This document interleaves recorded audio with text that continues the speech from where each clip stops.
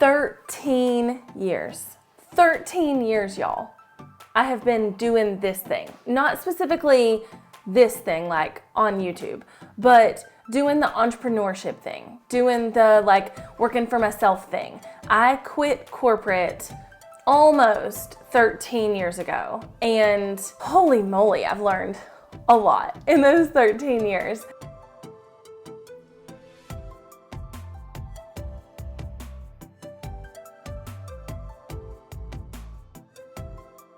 Beyond the like tactical lessons that I've learned, I have learned that like this was made for me.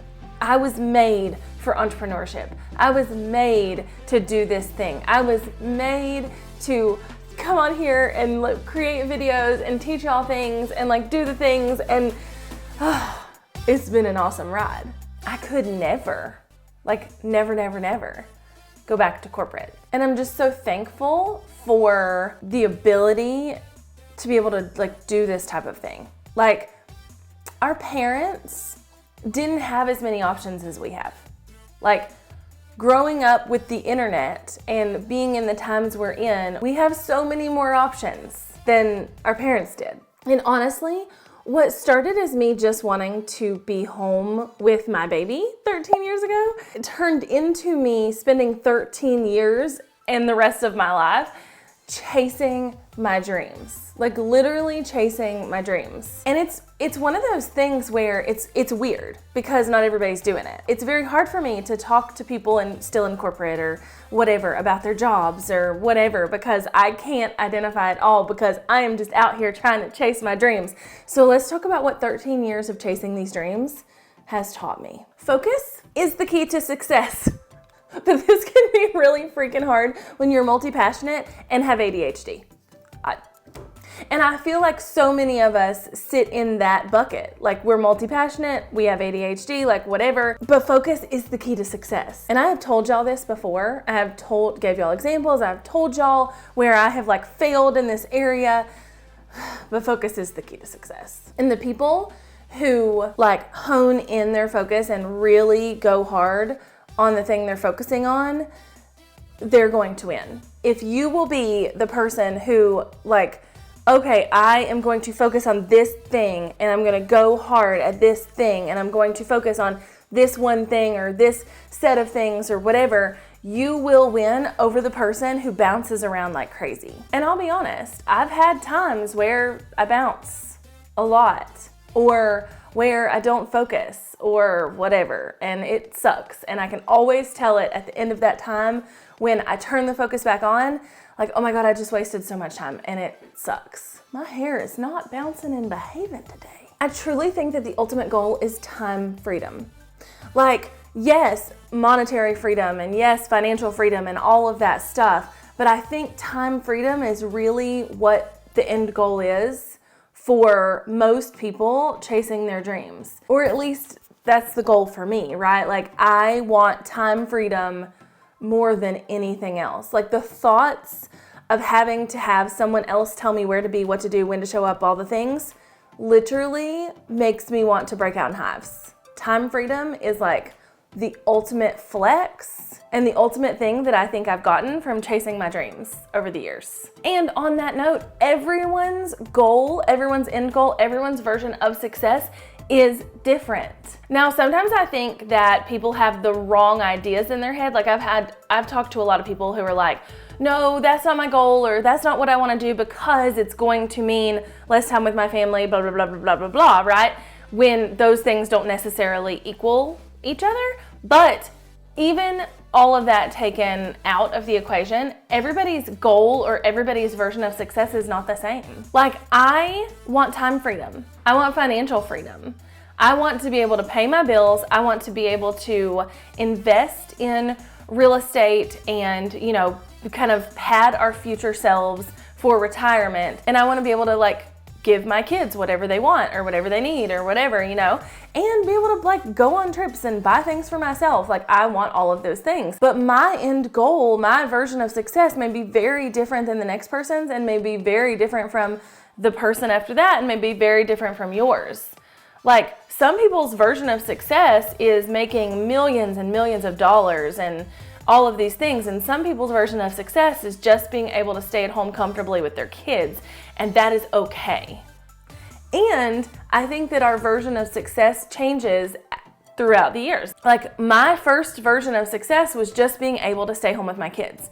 Then it was being able to keep the house we were living in and buy our dream plot of land and build our dream house, which we did. And then now my version of success is more along the lines of, again, investing in real estate or things like that, but also being able to hire employees and have this like thriving company and all of these things. So everybody's version of success is different, but also it can change for you throughout the years, and that is okay. You're gonna change your mind a lot. Now, again, going back to this first thing, if you're multi-passionate and an ADHDer like yo girl here, you might change it more than the regular person, but you're gonna change your mind a lot. You're going to ebb and flow through business and try things that don't work and try things that do work and all the things, and you're going to change your mind constantly. And that is okay, that is normal. That is something that happens to every business owner. If you will go look at someone who's been in business for 1 year, 2 years, 3 years, 5 years, 13 years, whatever, they have a completely different business now than they had when they started. And it's because they weren't afraid to change their mind. You'll fail publicly, and it sucks. But if you're in a situation like I am, where I'm teaching other people how to do the things that I do, it's necessary. Like, you need to see me making mistakes. You need to see me like doing these things, right? You need to see other people who are paving the path that you want to go on, making mistakes and failing, because it's going to remove some of the like, oh my gosh, I'm about to fail, scared, don't do it kind of attitude from you, because you've seen somebody do it before and they turned out fine. I have been canceled. I have publicly admitted to mistakes. I have publicly shown y'all things that didn't work. I have failed publicly over and over and over again, and I will continue to fail publicly over and over and over again. And that's a little scary, to be honest, because like, it does suck when you have to be like, I made a mistake, I was wrong, I don't want to do this thing I was doing anymore. I'm kind of gonna go back on what I said, or like whatever, but inevitably you're going to fail publicly, and especially if you have some type of public facing business like I do, or personal brand, but it's okay, because all of those things help us get to our version of success, help us get to our end goal, help us figure out where we want to be. Because one of the biggest things, so I used to talk about like mindset and things like that a lot on my podcast, and I just got tired of it. There again, like I changed my mind, right? But I used to talk about mindset and stuff like that a lot. And one of the things that I used to say all the time is that, first of all, you have to really get good at saying no.